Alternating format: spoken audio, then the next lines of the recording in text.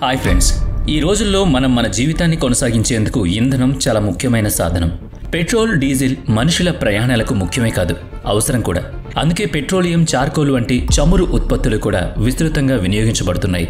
అయితే ఈ ఇంధనాల ఆవిష్కరణ ఎప్పుడు, ఎలా జరిగింది? పెట్రోలియం ఆవిష్కరణకు ముందు మనుషులు తమ రోజువారీ జీవితాలను ఎలా గడిపేవారు? ఈ ప్రశ్నలకు జవాబులు తెలుసుకోవాలి అంటే మనం చరిత్రను పరిశీలించాలి. 170 సంవత్సరాలు వెనక్కి వెళ్ళాలి. డీజిల్ మరియు పెట్రోల్ లేని కాలంలో ప్రజలు రోజువారీ పనులు ఎలా నిర్వహించేవారనేది ఒక పెద్ద ప్రశ్న కదా. ఆ రోజుల్లో ఇంధనం లేకపోవడం మరియు లైటింగ్ సదుపాయం అందుబాటులో లేకపోవడం వల్ల ప్రజలు ఎక్కువగా సూర్యోదయం నుంచి సూర్యాస్తమయం వరకు పనులు చేసుకునేవారు. సూర్యుడు అస్తమించిన తర్వాత చీకటిలో జీవితాన్ని గడపాల్సి వచ్చేది. ఆ సమయంలో వాళ్ళు ఇళ్లలోనే ఉండిపోతూ కొంచెం కాంతి కోసం చేపలు, పక్షులను వేటాడి వాటిని కొన్ని రోజులు ఎండబెట్టి అగ్గిపెట్టెలా మార్చుకునేవారు. ఇలా ఏర్పడిన జ్వలనశీల అంటే ఫ్లేమబుల్ పదార్థం రాత్రిపూట కాంతి కోసం ఉపయోగించేవారు. గతంలో ప్రజలు రాత్రి తమ ఇళ్లల్లో చీకటిలో ఉండేవాళ్ళు. ఆ సమయంలో వంట చేయడంలో ఉపయోగించే పొయ్యి వెలుగు మాత్రమే వాళ్లకు వెలుగ్గా ఉండేది. రాత్రిపూట బయటకు వెళ్లే అవసరం ఉంటే ముందుగా చాలా రోజుల పాటు అందుకు వెలుగు కోసం సిద్ధం చేసుకునేవారు. ముఖ్యంగా పక్షులను లేదా చేపలను వేటాడి వాటిని పూర్తిగా ఆరబెట్టుకోవాలి. ఎందుకంటే ఆరబెట్టిన వాటిని మంట కోసం ఉపయోగించుకోవచ్చు. 15, 16వ శతాబ్దాల్లో అమెరికా, యూరప్ వంటి ప్రాంతాల్లో చేపలు, పక్షులను వేటాడి వాటిని ఇంధనంగా ఉపయోగించారు. ఇక 1700ల కాలం నుంచి దీపాలు వెలిగించడానికి చేపలు, తిమింగలాలను వాడడం మొదలుపెట్టారు. కొన్ని ప్రాంతాల్లో చేపల నోట్లోని మందపాటి దారాన్ని కట్టి దీపంలాగా వాడేవారు. దీనివల్ల చేపలతో పాటు దారము ఎక్కువసేపు వెలుగునిచ్చేది. జంతువుల నోటికి లేదా ఎనుముగడలకి ఈ పదార్థాన్ని కట్టుకుని కర్రల మీద వేలాడదీసి రాత్రిపూట మాషాలాగా ఉపయోగించేవారు. ఈ పద్ధతుల వల్ల ప్రజలు రాత్రిపూట కూడా బయటకు వెళ్లి అవసరమైన పనులు చేసుకోగలిగేవాళ్ళు. జనాభా పెరుగుతున్న కొద్దీ దీపాల అవసరం కూడా పెరిగింది. ఈ సమయంలో తిమింగలాలను వేటాడడం, వాటి నుంచి వచ్చే చమురును దీపంగా ఉపయోగించడం జరిగేది. ఈ పని కోసం చాలా చిన్న పెద్ద కంపెనీలు తిమింగలాలను వేటాడేవి. దాని నుంచి నూనెను తయారు చేసి చిన్న చిన్న సీసాల్లో నింపి పంపేవారు. దీనివల్ల అమెరికాకు చాలా లాభం కలిగింది. ఆ నూనెను అప్పటి కాలంలో 1700 నుంచి 1850 వరకు లాంతర్లు వెలిగించడానికి ఉపయోగించేవారు.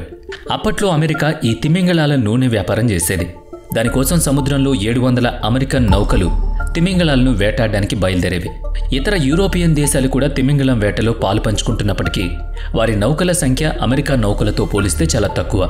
ఆ కాలంలో కొందరు ప్రత్యేక వ్యక్తులు కూడా ఈ నూనె వ్యాపారంలో చురుగ్గా ఉండేవాళ్ళు. కొంతమంది భారీ ఎత్తున తిమింగలాలను వేటాడడం వల్ల సముద్రపు జీవజాలంపై ప్రతికూల ప్రభావం పడింది. దీన్ని అరికట్టేందుకు 1846లో కెనడాలో ఆవిష్కర్త, భూవిజ్ఞాన అబ్రహాం గెస్నర్ కొత్త ఇంధనాన్ని కనిపెట్టే దిశగా కృషి చేశారు. బొగ్గు మరియు ఆయిల్ షెల్స్ని ఉపయోగించి కిరోసిన్ ఆయిల్ తయారు చేశారు. దీన్ని నేల నూనెగా పిలుస్తారు. ఇది ఇంధన రంగంలో విప్లవాన్ని సృష్టించిందని చెప్పాలి. దీని ద్వారా ప్రజలు ఇళ్లలో దీపాలు వెలిగించి ఆ వెలుగులో పనులు చేసుకునేవాళ్ళు. ఒకప్పుడు మట్టి నుంచి చమురు తీయడం చాలా ఖరీదైన పని. కానీ కిరోసిన్ అనే తైలం కనుగొనబడడం వల్ల, తక్కువ ధరలు అందుబాటులో ఉండడం వల్ల మధ్యతరగతి పేదవారికి కూడా దీన్ని కొనగలిగే అవకాశం లభించింది. దీన్ని లాంతర్ల కోసం ఉపయోగించేవారు.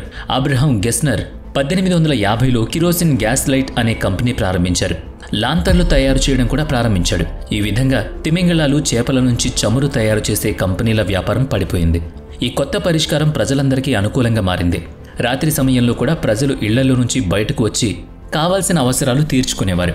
ఇక 1958లో అమెరికాలోని డార్ట్మౌత్ కాలేజ్ ప్రొఫెసర్ జార్జ్ బిసెల్ ఒక పరిశోధన ప్రారంభించారు. ఆ సమయంలోనే అతన్ని పెన్సిల్వేనియా ప్రాంతంలోని గ్రామస్తులు కొంతమంది సంప్రదించారు. వాళ్ళ గ్రామం దగ్గర కొంత అపురూపమైన చమురు వంటి పదార్థం భూమిలో కనిపించింది. ఈ పదార్థం మరింత పరిశోధనకు దారితీసింది. ప్రొఫెసర్ జార్జ్ ఆ ప్రాంతాన్ని సందర్శించారు. అక్కడ నేలపై చిన్న చిన్న బుడగలు ఎగిసిపడుతున్నాయి. ఈ పదార్థం చాలా చిక్కగా ఉండేది. ఆయన ఆ పదార్థాన్ని నమూనాగా తీసుకుని తన కాలేజీకి తిరిగి వెళ్లి పరిశోధన మొదలుపెట్టారు. కొన్ని రోజులు గడిచిన తర్వాత ఈ పదార్థం శుద్ధి చేయడంతో విజయవంతమయ్యారు. ఈ శ్రమ ద్వారా ఆయన ముడి చమురును కనుగొన్నారు. పరిశోధనలో ఆ పదార్థం మండించొచ్చని కూడా తెలుసుకున్నారు. దీన్ని దీపాలను వెలిగించడానికి ఇంధనంగా ఉపయోగించవచ్చు. అంతేకాకుండా ఆయన పెన్సిల్వేనియా నేల క్రింద ఇలాంటి పదార్థం పెద్ద మొత్తంలో ఉందని బలంగా నమ్మేవారు. ప్రొఫెసర్ జార్జ్ వారి గ్రామానికి తిరిగి వెళ్లి నేలలో తవ్వకాలు జరిపి లిక్విడ్ ఫ్యూయల్ను సేకరించడానికి ప్రయత్నించారు. ఈ పని కోసం ప్రొఫెసర్ జార్జ్ ఎడ్విన్ రేక్ అనే వ్యక్తి సహాయం కోరారు. ఎడ్విన్ ఒక కండక్టర్గా పనిచేసిన అనుభవం ఉండడంతో పాటు హోటల్ క్లర్క్గా కూడా పనిచేశాడు. అతనికి పెన్సిల్వేనియాలోని నేలలో ఉన్న ఇంధనాన్ని కనుగొనడానికి అవసరమైన పరిజ్ఞానం ఉండేది. ఇంధనం కోసం బావులు తవ్వడం కష్టమైనప్పటికీ ఈ పని ఎడ్విన్ డ్రేక్ ఒంటరిగా చేయలేడు. అందుకే విలియం స్మిత్ వంటి సహచరులను కూడా ఈ పనిలో భాగస్వాములు చేసుకున్నాడు. అతన్ని ప్రేమగా అంకుల్ బిల్లీ అని పిలిచేవారు.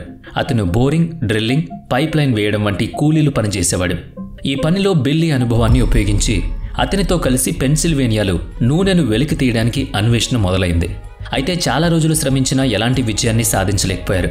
ఆ తర్వాత టైటస్ విలే అనే ప్రాంతానికి వెళ్లి అంకుల్ బిల్లీ తన కుమారుడితో కలిసి అక్కడ ప్రయత్నించారు. అక్కడ మొదట్లోనే భూమి నుంచి కొంచెం నూనె చుక్కలు బయటకొచ్చాయి. ఇది అక్కడి ప్రజలకు భూమి అడుగు భాగంలో పెద్ద నూనె నిల్వ ఉందని ఆశ కలిగించింది. భూమిలో 39 అడుగుల వరకు తవ్విన తర్వాత ఒక పెద్ద రాయి తగిలింది. ఇది తవ్వకం మధ్యలో అడ్డంకిగా మారింది. డ్రిల్లింగ్ మెషిన్కి ఒకవైపు ఆ రాయి ఇరుక్కుపోయింది. దీనివల్ల బిల్లీ, అతని కుమారులు డ్రిల్లింగ్ పని ఆపాల్సి వచ్చింది. ఆ తర్వాత ఒక స్టీమ్ ఇంజన్ను తీసుకురావడం జరిగింది. ఆ ఇంజన్ సాయంతో రాయిని తొలగించి డ్రిల్లింగ్ తిరిగి ప్రారంభించారు. చివరికి డ్రిల్లింగ్ పని విజయవంతంగా పూర్తయింది.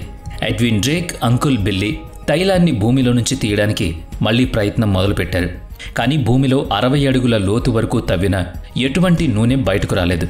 దీంతో అతని కుమారుడు నిరాశ చెందాడు.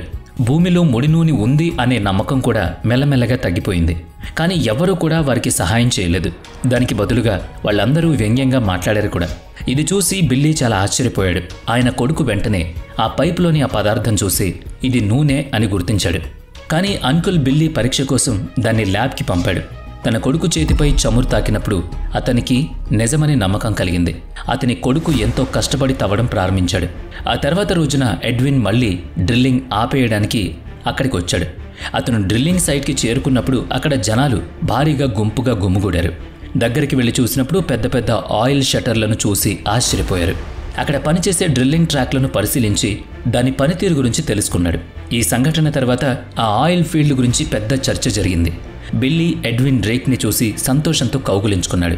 ఆ ప్రాంతంలో అంకుల్ బిల్లీ, ఆయన కుమారుడు తవ్వకం పనులు చూస్తూనే ఉన్నారు.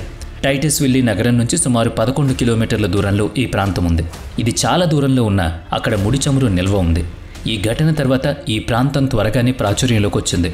చాలామంది అక్కడ తవ్వకాలు చేయడం మొదలుపెట్టారు. చుట్టుపక్కల భూములను కూడా ఎక్కువ రేట్లతో కొనుగోలు చేశారు. ముడి చమురును, దీనిని బ్లాక్ గోల్డ్ అని కూడా పిలవడం మొదలుపెట్టారు. ఒక బ్యారెల్ ధర $20గా ప్రారంభమైంది. చివరికి ఈ ప్రాంతంలో 50కు పైగా హోటళ్లు నిర్మించబడ్డాయి. 15 ఏళ్లలోనే అనేక మంది ఇక్కడ నివాసం ప్రారంభించారు. ఈ ప్రత్యేకతతో ఈ ప్రాంతం అమెరికాలో కూడా ప్రసిద్ధి పొందింది. 1866 MHz అనే కొత్త ఇంధన వనరు ఈ ప్రాంతం అందించింది. ఇది భవిష్యత్తులో ప్రపంచం మొత్తం ఇంధన అవసరాలను తీర్చగలుగుతుంది. ఆ తర్వాత కాలంలో ఇక్కడ నల్ల బంగారం కోసం అన్వేషణ ప్రారంభించారు. దీనిలో మిడిల్ ఈస్ట్ దేశాల్లో చాలా నల్ల బంగారాన్ని కనుగొన్నారు కూడా. ఈ నల్ల బంగారమే ఈ ప్రాంత అభివృద్ధికి ముఖ్య కారణం. అదే ముడి చమురు. వీడియో నచ్చితే లైక్ చేయండి, షేర్ చేయండి. ఇప్పటి వరకు మన ఛానల్ని సబ్స్క్రైబ్ చేయనట్లయితే ఇప్పుడే సబ్స్క్రైబ్ చేసుకుని పక్కనే ఉన్న బెల్ ఐకాన్పై క్లిక్ చేయండి. నెక్స్ట్ వీడియోలో మళ్ళీ కలుద్దాం. Thanks for watching.